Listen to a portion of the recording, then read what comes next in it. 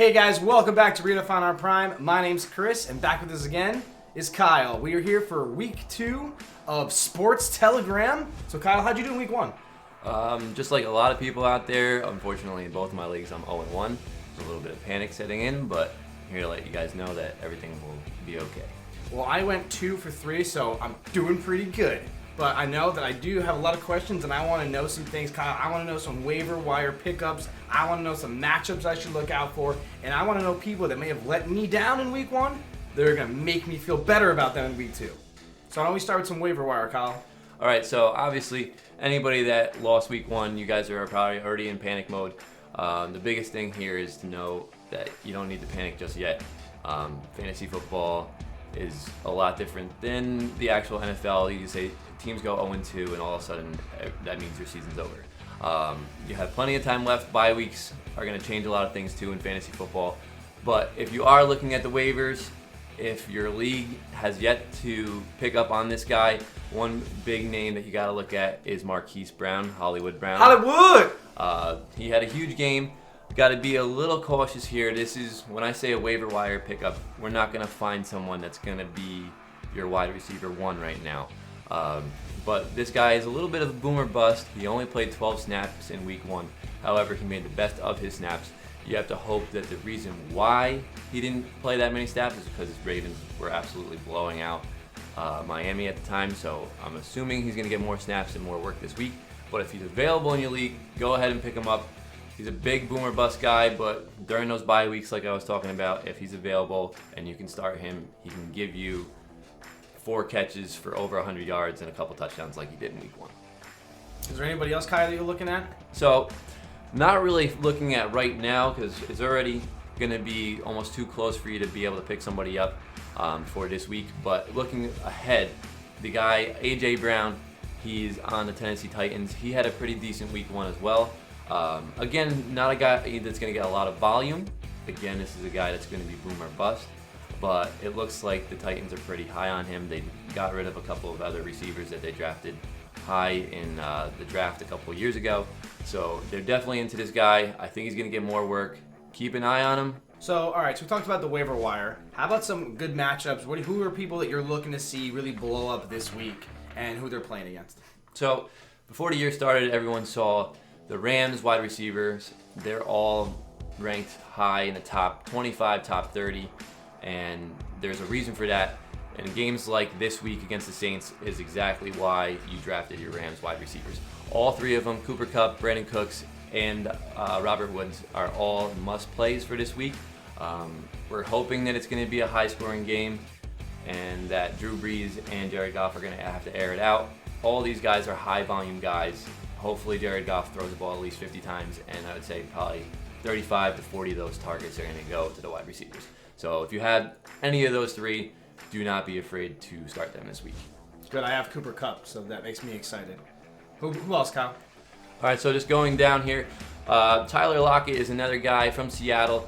They're playing the Steelers. The Steelers are looking to bounce back a little bit, but the guy in Seattle to get any volume as far as wide receivers are concerned is Tyler Lockett.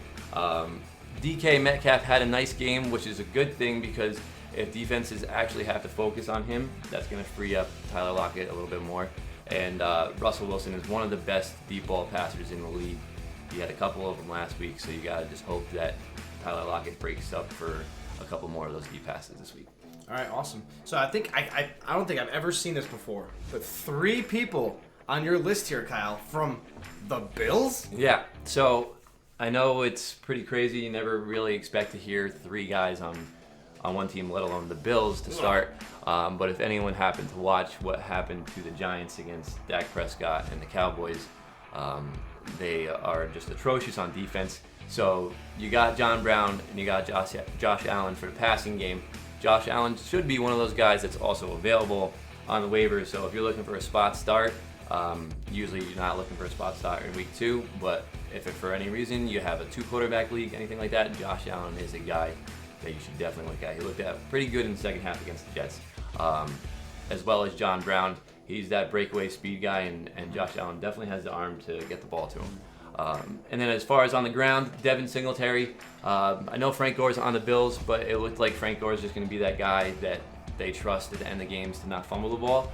And actually, Frank Gore himself compared Singletary to a younger version of him. So anybody that's compared to a young version of Frank Gore, look out. Looks like he's going to be the starter going forward. All right, Kyle, so somebody else on here that it just makes me nervous. I actually have him in a league, and when I'm co-owning one of the leagues, and this person said we had to get this guy, I was all angry about it. I wasn't angry last week, and it looks like you're saying I should be excited about this week too. Yeah, Dak Prescott is who we're mentioning right now. No doubt about it, he definitely proved a lot of people wrong in week 1. We did touch on how bad the Giants' defense is.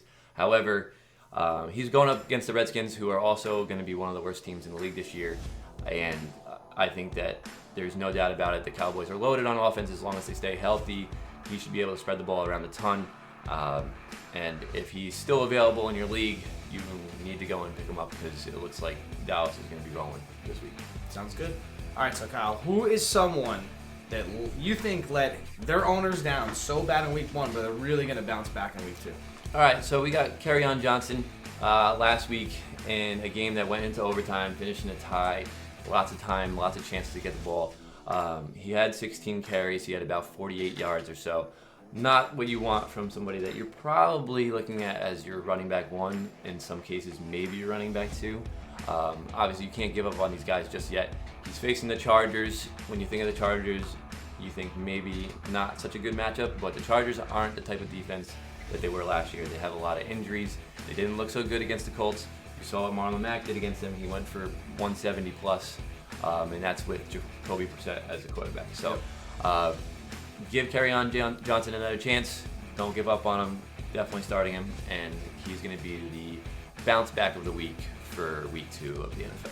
All right, guys. Well, thank you so much for watching. And if you haven't done it already, please go ahead and click on that subscribe button. It really helps the channel grow as we continue to try to give you more content. And if you like what we're doing here for the fantasy football, please let us know in the comments. If you have any extra questions or maybe any players you're curious about that we didn't touch on here today, post below. Kyle will let you know what he thinks. Definitely. All right, guys. And we'll see you on the next episode.